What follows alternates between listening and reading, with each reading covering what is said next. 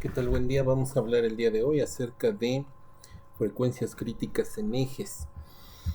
Por supuesto, calcular las frecuencias críticas en ejes es una tarea que requiere de herramientas computacionales, sobre todo por los cambios de sección que puede tener el eje, el número de masas también, pero vamos a revisar una técnica basada en el método de Rayleigh que nos permite estimar la primera frecuencia natural de un eje, la frecuencia más baja desde luego, y esta técnica de Rayleigh inicia a partir de una simplificación de conservación de la energía, es decir, un sistema donde no hay disipación, un sistema vibratorio donde no hay disipación de energía. Entonces, para un instante 1, la energía cinética más la energía potencial va a ser la misma energía que la energía cinética y la energía potencial de un instante 2, debido a que asumimos o consideramos una conservación de la energía. Estos dos instantes representan dos tiempos diferentes, y si consideramos por otro lado, que el instante 1 es cuando la energía potencial es 0 y el instante 2 es cuando la energía cinética es 0. Entonces querrá decir que el primer instante es cuando la velocidad es máxima y no existe energía potencial en el sistema. Y en el segundo momento será cuando la energía cinética es 0, es decir, la velocidad en ese instante del sistema es 0 y solo existe energía potencial. Entonces se puede hacer una igualación entre la energía cinética máxima en un instante del sistema y la energía potencial máxima en un instante del sistema. Y por supuesto, si consideramos inicialmente un sistema ideal de un solo grado de libertad, masa resorte, entonces ya sabemos que la energía cinética será un medio de la masa por su velocidad al cuadrado, mientras que la energía potencial, si se trata de un resorte o de elasticidad en un metal o en un material, será un medio de la constante elástica o la constante del resorte por el desplazamiento al cuadrado. De esta manera, si nosotros asumimos en este sistema vibratorio de un solo grado de libertad una oscilación armónica, resulta que la velocidad será el desplazamiento por la frecuencia de vibración. Un medio entonces de la masa por el desplazamiento por la velocidad de vibración, todo esto al cuadrado, nos dará la energía potencial máxima, la energía cinética máxima, mientras que la energía potencial máxima será un medio de la constante de rigidez por el desplazamiento al cuadrado. Igualando la energía potencial máxima, que sería esta, con la energía cinética máxima, entonces tenemos esta expresión de la cual podemos nosotros resolver para la frecuencia de oscilación. En este caso, omega al cuadrado nos da K entre M, que como ustedes saben corresponde a la frecuencia natural de un sistema de un solo grado de libertad, de un sistema masa resorte. De la misma forma es que vamos a aplicar esta técnica de Rayleigh para encontrar la primera frecuencia crítica en un eje. Vamos a considerar en este caso un eje con 3 masas, pueden ser más, pueden ser 2, puede ser 1 incluso, y cada una de estas masas, de estos discos que están montados sobre el eje, puede corresponder a una polea, puede corresponder a un engrane o a un volante de inercia, que están montados sobre el eje, por supuesto. En este caso vamos a considerar que la energía potencial del eje es su energía de deformación o el trabajo hecho por las cargas estáticas. En este caso, el peso de la masa 1, el peso de la masa 2 y el peso de la masa 3 contribuyen a la deformación en el eje. Entonces, en este caso, el trabajo hecho por estas cargas estáticas será, por supuesto, la masa por la aceleración de la gravedad, que sería la fuerza, y esto por el desplazamiento o la deformación que existe en el eje. Esta deformación, por supuesto, es originada por las tres masas, pero en la ubicación 1, en este caso. Lo mismo para la masa ubicada, para la masa 2, será la masa 2 por la constante gravitacional, por la deformación en el punto 2 del eje, y así sucesivamente. Eso es para la energía potencial. Mientras que la energía cinética pues tiene que ver con la masa por la velocidad al cuadrado. La velocidad al cuadrado tiene que ver con el desplazamiento por su frecuencia de vibración. La frecuencia de vibración pues en cada uno de los términos es la misma, por eso sale como factor común. Igualando de la misma manera la energía cinética máxima con la energía potencial máxima, podemos resolver para omega y entonces tenemos la expresión de Rayleigh para poder calcular la primera frecuencia natural. ¿Qué información es la que necesitamos? La aceleración de la gravedad, las masas y la deformación en cada punto donde están ubicadas las masas, la deformación del eje. En el numerador será lineal, en el denominador será cuadrática, tal como lo vemos. Bien, entonces con esta técnica vamos a determinar la frecuencia natural, la primera frecuencia natural y la frecuencia crítica para la vibración lateral de un eje que soporta tres discos, tres masas, tal como se muestran aquí en la figura.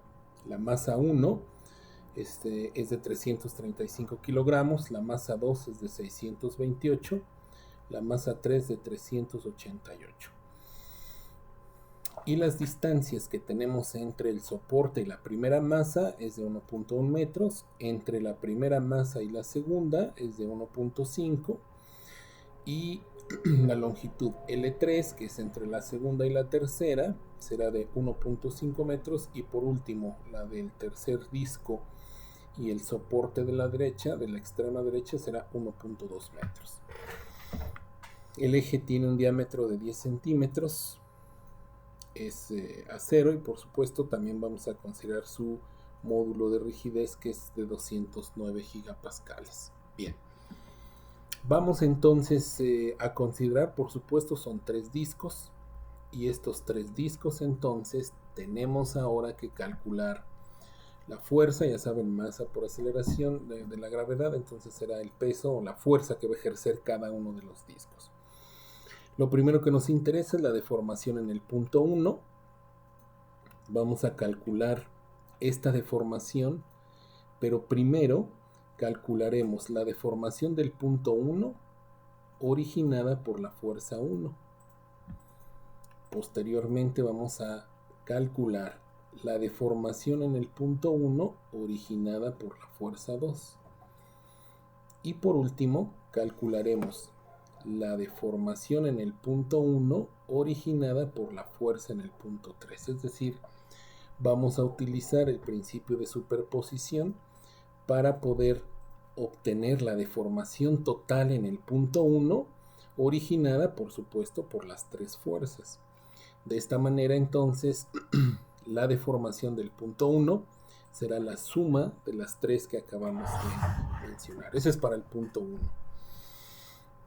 Esto también tendremos que repetirlo y hacerlo en el punto 2. Vean que los subíndices de la deformación delta, el primer subíndice indica el punto y el segundo la fuerza. Entonces esta, en primer término, vamos a calcular ahora la deformación del punto 2, originada por la fuerza 2, que sería este caso ilustrado. Posteriormente, la deformación en la estación 2, o donde está en la posición 2, originada por la fuerza 1. Aquí está la ilustración. Esta fuerza genera también una deformación en esta ubicación. Y por último, calcularemos la deformación en el punto 2, originado por la fuerza 3. Esta fuerza 3 también genera una deformación. Como las tres están actuando al mismo tiempo, y vamos a considerar deformaciones dentro del rango elástico lineal, entonces podemos utilizar el principio de superposición solamente para sumar cada uno de estos tres desplazamientos parciales, y obtener el desplazamiento total del punto 2. De la misma manera lo haremos con el 3. La deformación en 3, en el punto 3, debido a la fuerza 3, lo vamos a sumar con la deformación en el punto 3 debido a la fuerza 1. Y por último, la deformación del punto 3 debido a la fuerza 2.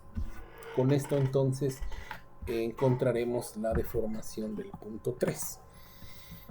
Ahora, ya que tenemos las deformaciones totales de cada uno de los puntos, valdrá aplicar la ecuación de Rayleigh, en este caso, para encontrar justamente la frecuencia, la primera frecuencia natural, la frecuencia crítica del eje.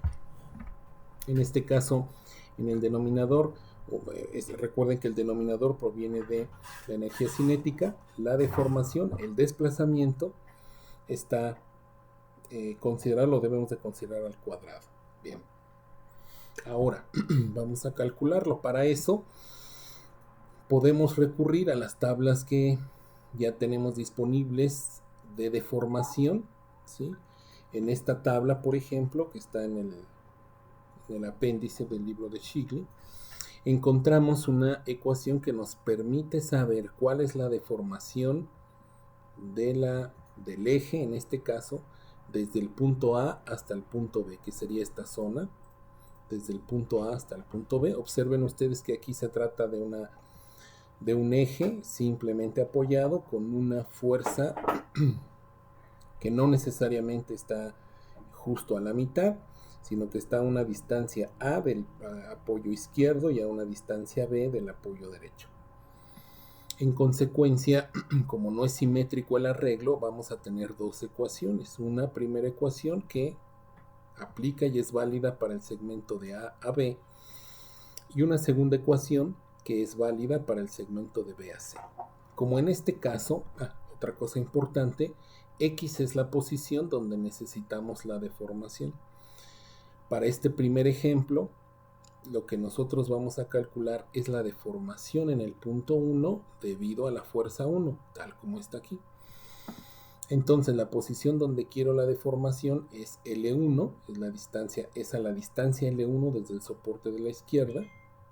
Y por otro lado, la distancia desde la fuerza hasta el soporte de la derecha será la distancia B, en este caso la longitud 2, que sería esta, más la longitud 3, que sería esta que señalo, y la longitud 4, esta que estoy señalando. Entonces, como la fuerza está justamente en donde queremos la deformación, podemos usar cualquiera de los dos. Aquí está marcada justamente la ecuación que vamos a utilizar. Entonces vamos a considerar que la longitud total es la suma de las 4 longitudes parciales, mientras que nosotros queremos la deformación justo a la distancia L1 y la distancia B en este caso, es decir, la distancia de la fuerza al extremo derecho. La fuerza al extremo derecho, el soporte derecho, es L2, L3 y L4, la suma de esas 3 longitudes. En este caso, a esta deformación le vamos a llamar 1, 1, porque es la fuerza debida a la fuerza 1, debida en la posición 1 debida a la fuerza 1. Bueno, de acuerdo con la fórmula, entonces tenemos la fuerza, que es F1, por la distancia B, que es la suma de L2, L3 y L4, y después multiplicado por la ubicación donde queremos la deformación, que es L1. X al cuadrado, L1 al cuadrado, B al cuadrado, que es esta longitud, es esta distancia, la suma de L2, L3 y L4 al cuadrado menos la longitud total del eje. De esta manera, entonces, encontramos la deformación en el punto 1 debido a la fuerza 1. Ahora vamos a encontrar, por supuesto vamos a seguir usando esta tabla, y vamos a encontrar ahora la deformación del punto 1, debido a la fuerza 2. En este caso entonces queremos la deformación en el punto 1, aquí está, L1, X va a ser igual a L1, es donde queremos la deformación, pero la fuerza está ubicada a la distancia L3 más L4, desde el soporte de la derecha. Bien. Recuerden ustedes, la primera ecuación es válida para encontrar la deformación desde A hasta B. La segunda ecuación es válida para el segmento de B a C. Muy bien. Observen ustedes, F, ¿qué fuerza es la que está ejerciendo la deformación? Es F2. Aquí está. ¿Sí? La distancia B, ¿a qué distancia está F2 del soporte derecho? L3 más L4. Ahí está. ¿A dónde quiero la deformación? Aquí está. ¿Dónde quiero la deformación? L1 y después L1 al cuadrado más B al cuadrado, que es L3 más L4, menos la longitud total del eje al cuadrado. Por supuesto, todas estas deformaciones, de acuerdo con la expresión que tenemos, tienen como denominador 6 veces el módulo de Young, el segundo momento de área y la longitud del eje. Bueno, entonces aquí ya llevamos la deformación en el punto 1 debido a la fuerza 1. Ya acabamos de determinar ahora la deformación en el punto 1 debido a la fuerza 2. Y lo que tenemos que hacer a continuación es calcular la deformación en el punto 1 debido a la fuerza 3. ¿Qué es lo que cambia con el caso anterior? Cambia que la distancia de la fuerza 3 es L4 hasta el soporte derecho. Sigue siendo válida esta expresión para obtener la deformación antes de la fuerza. Toda esta longitud, ahí es válida esta ecuación. X sigue siendo L1, B ahora es L4, y entonces la fuerza, vean, la fuerza es F3 multiplicado por L4 y L1, X que es la posición al cuadrado, más L4 al cuadrado menos la longitud. El denominador sigue siendo el mismo. En esta condición entonces ya encontramos la expresión para la deformación en el punto 1 debido a la fuerza 1, a la fuerza 2 y a la fuerza 3. Por el principio de superposición haremos la suma y encontraremos la deformación en el punto 1. Punto 1. Pero también necesitamos la deformación en el punto 2 y tenemos que calcularlo de una manera similar. Ahora quiero la deformación en L1 más L2, es decir, justo donde está la fuerza, y la fuerza está a una distancia L3 más L4 del soporte de la derecha. Sigue siendo válida la misma ecuación. Aquí está X, es L1 más L2, y B es L3 más L4. Hacemos la sustitución correspondiente y la fuerza que tenemos que sustituir aquí es la fuerza 2 y sustituimos de la misma forma en toda la ecuación como lo hemos hecho. Ya tenemos entonces la deformación en el punto 2 debido a la fuerza 2. Ahora vamos a calcular la deformación en el punto 2, pero ahora debido a la fuerza 1. Como ustedes pueden ver, la deformación que quiero calcular está ahora a la derecha de la fuerza. Ya no es válida la primera ecuación. Ahora tenemos que hacer uso de la segunda ecuación, que tiene dominio desde el punto B hasta el punto C, es decir, a la derecha de la fuerza. Aquí la fuerza F1, el desplazamiento que queremos calcular está a la derecha de la fuerza F1, entonces es esta la ecuación que aplica. Entonces, yo quiero calcular esta deformación en L1 más L2. Y ahora, como voy a usar la segunda versión o esta fórmula, ya necesito ahora el valor de A. El valor de A, es decir, la fuerza, la distancia desde el soporte izquierdo hasta la fuerza, en este caso es L1. Hacemos la sustitución correspondiente. La fuerza es F1, la distancia A es L1, la longitud total del eje menos la posición donde necesito calcular la deformación, que es L1 más L2. Y de la misma forma sustituimos justamente en esta parte del paréntesis. El denominador sigue siendo el mismo que hemos establecido, que se ha establecido desde el inicio.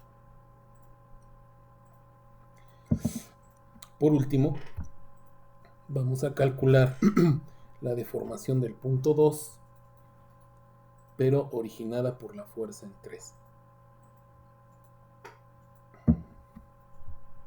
Nuevamente, ahora, mejor dicho, ahora queremos la deformación a la izquierda de la fuerza, por lo que regresamos a la ecuación para encontrar la deformación entre el punto A y B, es decir, a la izquierda de la fuerza.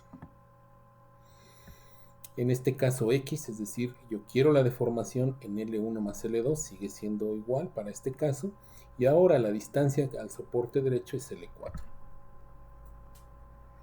La fuerza que genera esta deformación es F3, la distancia al soporte de la derecha y la ubicación donde necesito la deformación, y aquí hacemos de manera similar, vamos a realizar justamente la sustitución, que es L cuadrada, tal como está establecido, la longitud total, tal como está establecido en la fórmula correspondiente. Entonces, aquí debemos de poner mucha atención. El lugar, la ubicación, el lugar donde queremos obtener la deformación. Si es a la izquierda de la fuerza, es esta relación.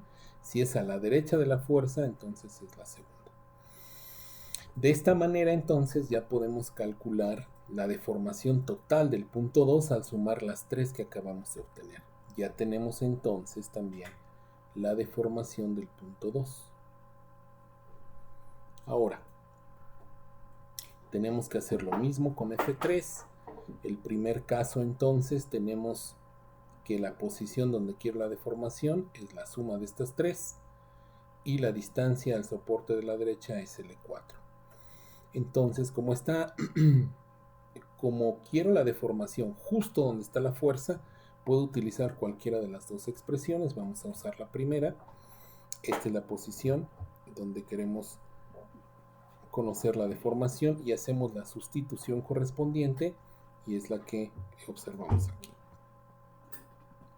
Ahora, vamos a calcular la deformación del punto 3 originado por la fuerza 1. Como ustedes ven, la deformación, donde necesito la deformación, está a la derecha de la fuerza. Entonces tengo que usar la segunda ecuación, donde el dominio es de B a C. ¿Dónde quiero la deformación? En L1 más L2, esa es la misma. Donde quiero la deformación es L1 más L2 más L3. Miren, aquí ya está corregido, aquí está incorrecto, aquí faltó L3, pero aquí ya está corregido adecuadamente. L1 más L2 más L3, también al cuadrado dentro de este paréntesis, y aquí también L1 más L2 más L3. Y por otro lado, la ubicación de la fuerza es L1, y aquí están los valores de L1. Por último, para encontrar la deformación en el punto 3 originada por la fuerza 2, ahora el valor de X, insisto, no cambia, es la suma de 1, 2 y 3. Lo que cambia ahora es A, que es 1 más 2. De esta misma forma, entonces tenemos F por A, aquí está, por L menos X. Y aquí está X, que es 1 más 2 más 3. Lo mismo dentro de este paréntesis, y el denominador sigue siendo el mismo para todas las ecuaciones. De esta manera, entonces, calculamos con el principio de superposición la deformación del punto 3 con estas 3 expresiones. Vean, por favor, entonces en este caso, que lo que necesitamos, o más bien ya estamos en condiciones de poder calcular la deformación. Y bueno, para eso, la deformación y las frecuencias críticas. Para eso vamos a construir una hoja de cálculo donde ya sabemos primero, déjenme quitar ya sabemos que las diferentes características del eje, en este caso el módulo de Young, que es 209 gigapascales, y que vamos aquí a registrar. El diámetro son 10 centímetros, la masa 1 es de 335 kilogramos, la masa 2 es 628 y la masa 3, 388. las longitudes. La longitud 1 es 1.1, la longitud 2 es 1.8, la longitud 3 es 1.5 y la longitud 4 es 1.2. Por supuesto, aquí vamos a calcular las fuerzas, la masa por la aceleración, la fuerza 2 y la correspondiente fuerza 3. Ahí está. Muy bien. El segundo momento de área, pues ya sabemos que es pi entre 64.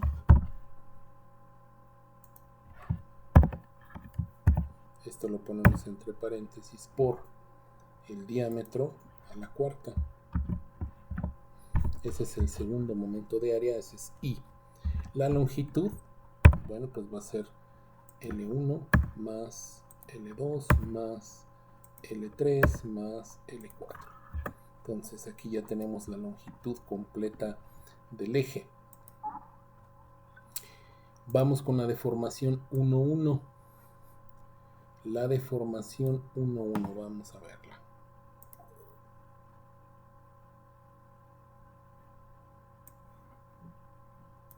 Aquí vamos a acomodar justamente y de este lado vamos a colocar lo que estamos trabajando. Muy bien. Entonces la deformación 1,1 es igual a la fuerza 1 por la longitud 1, perdón, la 2, la 3 y la 4. La 2, la 3 y la 4. Ahí está. Por L1, por L1, ahí está. Me voy a seguir aquí por, abrimos paréntesis, L1 al cuadrado,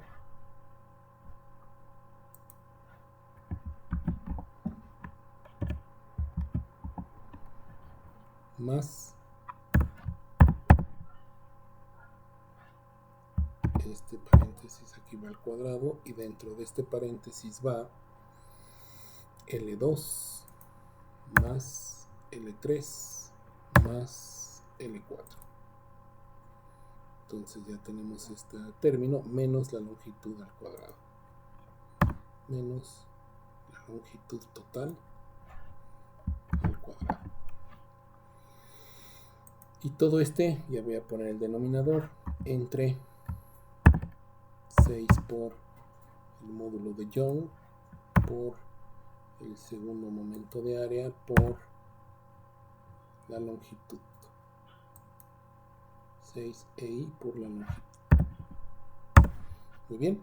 Obtenemos una deformación de 4 milímetros. Recuerden que el signo negativo es porque en este caso las deformaciones hacia abajo se consideran como negativas. Vamos con la deformación del punto 2, mejor dicho, del punto 1 originado por la fuerza 2. Ya tenemos en el punto 1 originado por la fuerza 1. La estructura de la ecuación es la misma, entonces vamos a utilizarla. Y aquí pego la estructura de la ecuación. Pero ahora aquí tenemos que es la fuerza 2, entonces esta la voy a sustituir con la fuerza 2. Por L3 más L4. L3 más L4. Por L1. Aquí está L1 que es B6. Y luego en este paréntesis es L1 al cuadrado, ahí está L1, más, aquí dentro de este paréntesis solamente es L3, más L4 al cuadrado, menos la longitud al cuadrado, ahí está, es esta, y el denominador es el mismo. Muy bien, mientras que aquí tenemos 4.6 milímetros, en el punto medio tenemos 1.2 centímetros de deformación. Esto es, y bueno, tiene sentido por la forma de la deformación y porque, bueno, no por la forma, porque estamos en el, bueno, sí, la forma desde luego, pero estamos en el punto 1. Pero esta fuerza que está en el centro, vean, es el doble de la fuerza 1, este es el doble, y además de que es el doble, está aplicada prácticamente a la mitad, muy cerca de la mitad. Entonces esta fuerza genera mayor deformación en esta ubicación que la misma fuerza 1. Esta genera una deformación de 4.6 milímetros y esta de 1.2 centímetros. Vamos a calcular ahora la deformación en el punto 1, pero originado por la fuerza 3. Insisto, la estructura de la ecuación es la misma. Entonces la copio ahí arriba y la pego aquí. No estoy arrastrando la ecuación, estoy copiando la ecuación y la estoy pegando. Aquí la fuerza entonces es la fuerza 3, que multiplica a L4. Aquí este tiene que ser L4 por L1, es la misma aquí.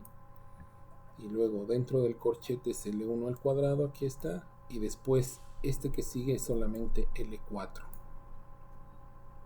Ahí está. Menos L al cuadrado, que es B15. El denominador es el mismo. Bueno, la deformación en este punto originado por la fuerza 3 es de 4 milímetros. Vamos entonces a sumar estas tres deformaciones para obtener la deformación total del punto 1. Y entonces será igual a la suma de estas tres. Muy bien, es negativo, pero vamos a usar el valor absoluto, entonces vamos a tomar el positivo. La deformación en el punto 1, originado por las tres fuerzas, entonces es de 2.1 centímetros. Esa es la deformación que tenemos aquí. Vamos a pasar con la deformación en el punto 2 y entonces voy a copiar esta estructura de la ecuación. Ahí está. La fuerza es la fuerza 2. Aquí está la fuerza 2, que multiplica L3 más L4. Aquí debe estar L3 más L4, que multiplica a una suma. Entonces aquí voy a poner un paréntesis. Y es la suma 1 y 2. 1 más 2. Ahí está. Posteriormente, dentro del corchete, tenemos 1 más 2 al cuadrado. Entonces este tengo que ponerle paréntesis. Y va a ser 1 más 2 al cuadrado. Más 3 más 4. Entonces aquí tiene que estar 3 más 4. Ahí está. Menos L cuadrada, que es B15. Eso no cambia hasta el momento.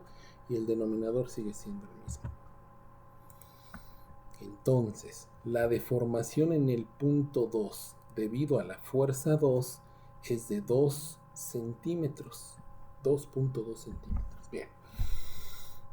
Vamos a calcular ahora esta deformación en el punto 2, pero ahora debido a la fuerza en 1.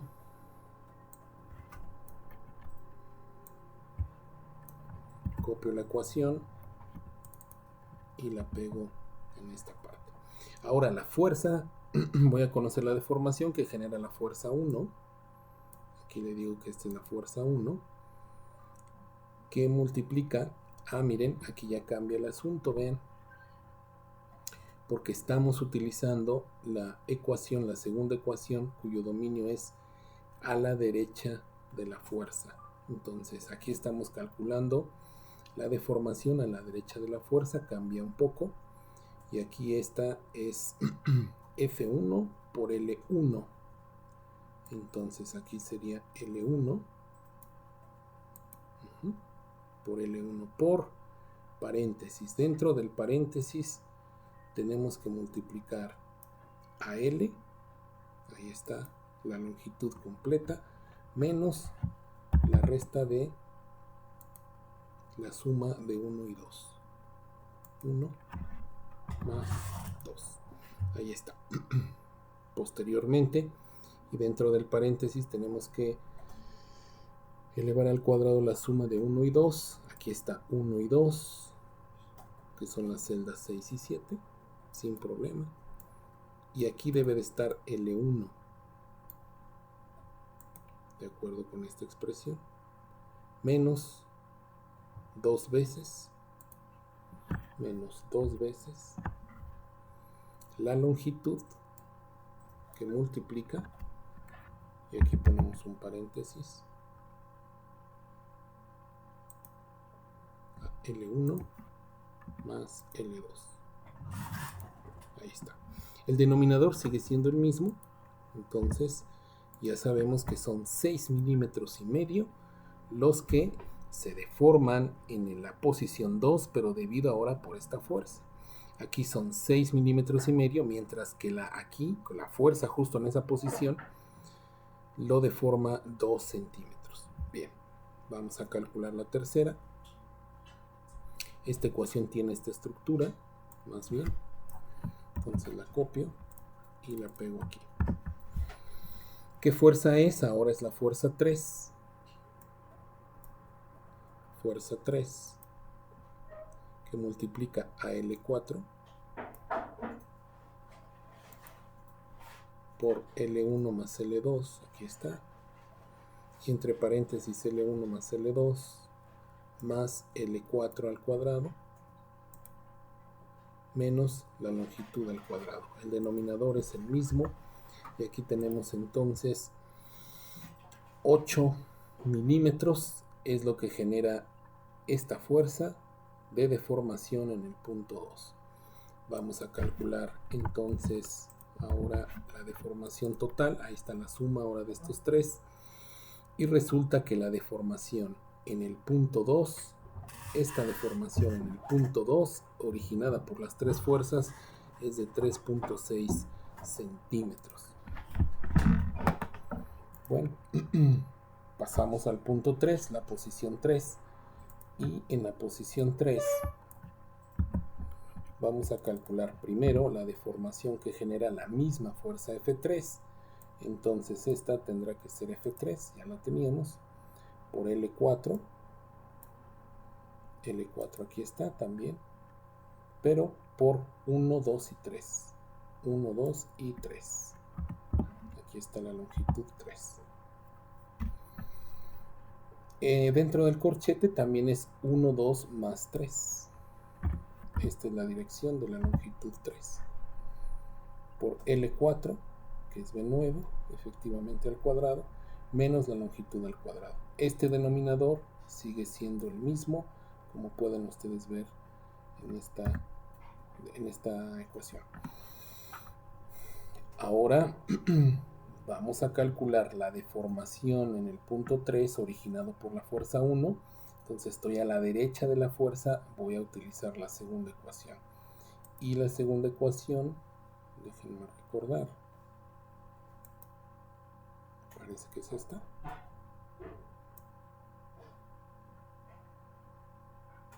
Sí, parece que es esta. Vamos a ver. En cuanto a la estructura de la ecuación, sí es esta. Bien, entonces la fuerza es la fuerza F1, ahí está, por L1, aquí está L1, ¿sí?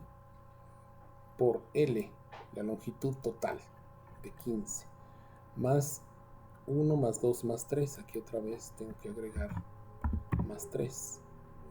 Dentro del corchete cuadrado también está más 3 en el primer término, ahí está la dirección de más 3, más L1. L1 es B6 efectivamente, menos 2 por L completa, L total aquí está, por L1 más L2 más L3, aquí falta L3, el denominador es el mismo. Muy bien, 3.61 milímetros es la deformación que origina la fuerza 1 en el punto 3. Es menor, por supuesto, tiene sentido. Y vamos a ver la deformación de la fuerza 2 en el que genera en este punto 3. Nuevamente estamos a la derecha, entonces la estructura es la misma que la anterior. Estamos usando la segunda ecuación. Aquí la fuerza es F1. Perdón, no, aquí está mal. Aquí debe ser la fuerza F2. perdón, tengo que cambiar para esta lámina. Entonces aquí es F2, efectivamente, ya no es F1, sino que es F2, ahí está, que multiplica a L1 más L2, ahí está,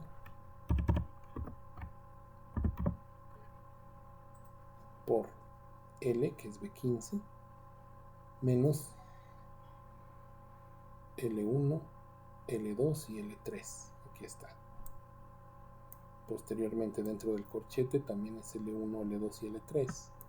Aquí es L1 más L2, ahí está, menos 2 veces la longitud total, 1, 2 y 3, ahí está. El denominador es el mismo, y aquí la deformación es de 1 centímetro. ¿Por qué? A pesar de, bueno, porque es la fuerza que está en la parte más central y además es prácticamente del doble, vean, 6.000 contra 3.000 en un extremo y 3.800 en el otro. Pues prácticamente es el doble. Vamos a calcular aquí la suma de estos tres. Y entonces por fin tenemos la deformación en el punto 1, la deformación en el punto 2 y la deformación en el punto 3. Con esto entonces, aquí están ya las tres, para calcular la deformación del punto 3. Con esto entonces regresamos a la ecuación de Rayleigh. Entonces vamos a calcular ya la frecuencia natural. Tenemos el numerador y el denominador. En el numerador será la aceleración de la gravedad por lo que está dentro del paréntesis, m1 por la deformación 1 más m2 por la deformación 2 más m3 por la deformación 3. Si tuviéramos 4 masas, entonces tendríamos que hacerlo para la cuarta también. Y en el denominador, en este caso tenemos solo 3, será m1 por la deformación 1, pero al cuadrado, más m2 por la deformación del punto 2 al cuadrado, más m3 por la deformación del punto 3 al cuadrado. ¿Sí? Y entonces obtenemos 17 radianes por segundo, es la frecuencia natural a la que se presenta la frecuencia, si es la primera frecuencia natural de este rotor, 17.86 radianes por segundo. Normalmente necesitamos nosotros transformar estos radianes por segundo, por ejemplo, a RPMs, a revoluciones por minuto. Entonces, simplemente necesitamos aplicar el factor. En este caso, el factor tendría que ser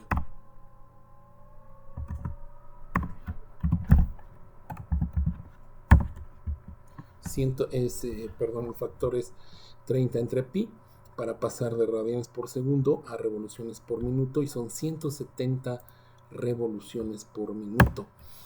Pero también necesitamos nosotros a veces en hertz pasar esta frecuencia en hertz, y la podemos pasar justamente nada más dividiéndola entre 60.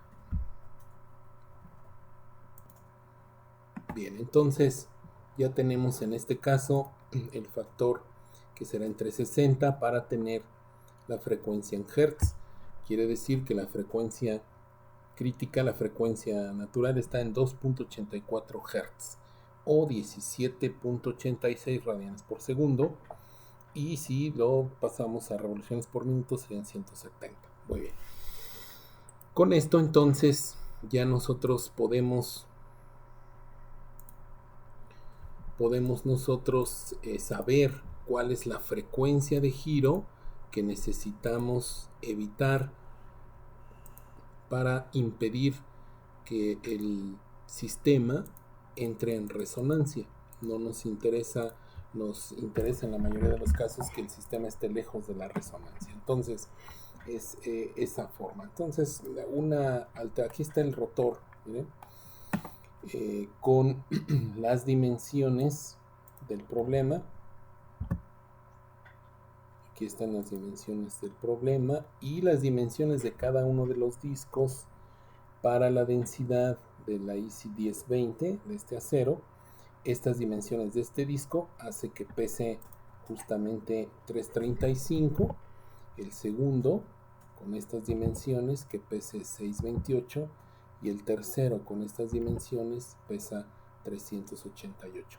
1.1 es la distancia o 1100 milímetros, L2 es 1.8, L3 es 1.5 y L4 es 1.2.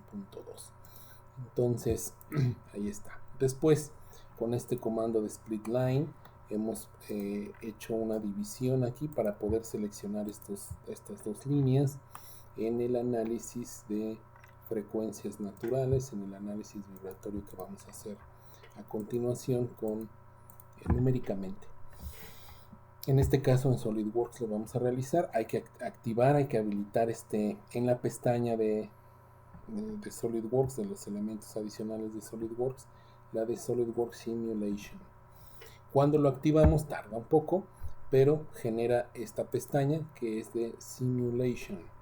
Nos vamos a un nuevo estudio. El estudio que vamos a pedir por default nos da estático, pero nosotros vamos a pedir uno de frequency, de frecuencia.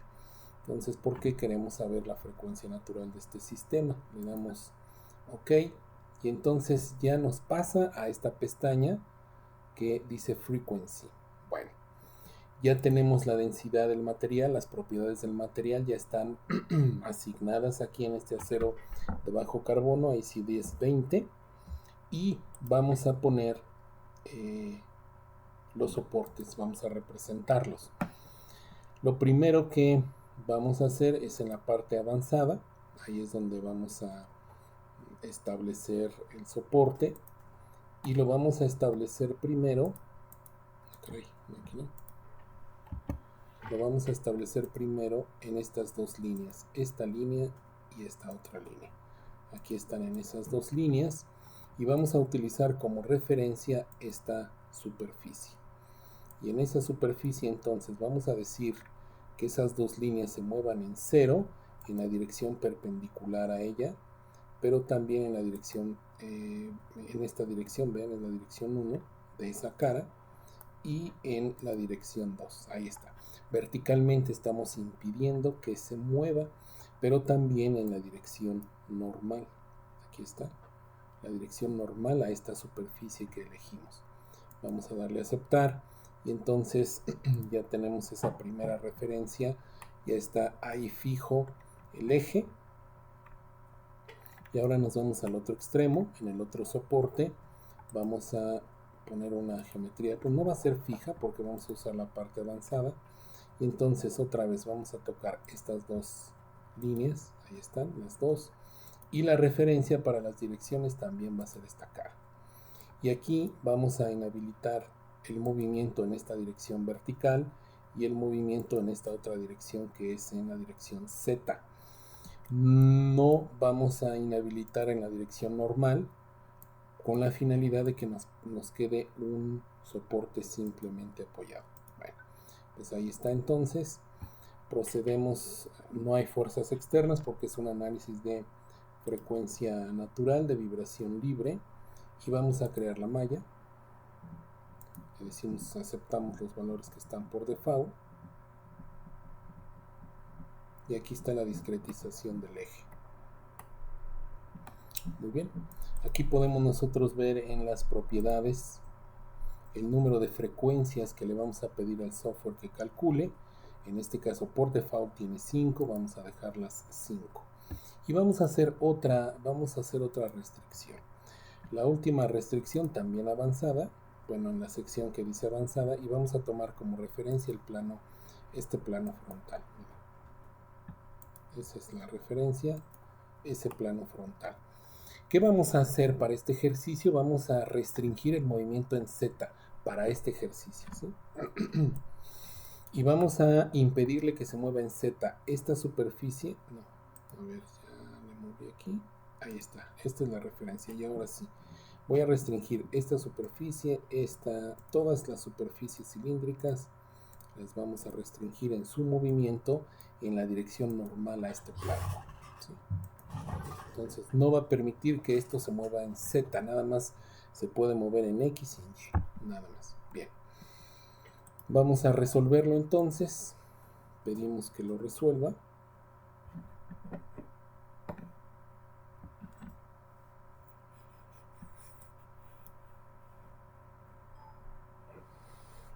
Ya concluyó y podemos ver el primer modo de vibración. Esta escala que está aquí realmente no representa nada. No quiere decir que se va a deformar 3 por 10 a la menos 2, no. Durante la vibración, lo que realmente no hay un significado, es un desplazamiento relativo nada más. Aquí está representado, no tiene unidades, vean, es solamente un desplazamiento relativo. Y el modo de vibración, el primer modo de vibración del eje es este, miren. Déjenme ponerlo un poco, ahí está. Ese es el primer modo de vibración, así va a ser la vibración en su primer modo, la vibración, la frecuencia crítica más baja será esta. Y vean, está a 2.82 Hz. Vamos a ver cuánto nos resultó a nosotros, 2.84 Hz con el método de Rayleigh, mientras que numéricamente nos da 2.82. Bueno, por supuesto, podemos pedir no solamente el primero, sino el segundo modo, aquí está, y se presenta a 12.78. No vamos a poder nosotros calcularlo con el método de Rayleigh, ya no podemos calcular esta frecuencia natural que está a 12 Hz. Ese es el segundo modo de vibración del eje. El tercer modo de vibración a 23 Hz. El cuarto modo de vibración a 62 y el quinto modo de vibración a 104. Pero el que nos interesa en este momento es el más bajo. A ver, vamos a ver. Sí, aquí déjenme ver. Ahí está. El más bajo, que es 2.82 y que coincide muy bien con la estimación de Rayleigh que hicimos. Con esto entonces concluimos el método de Rayleigh. Gracias.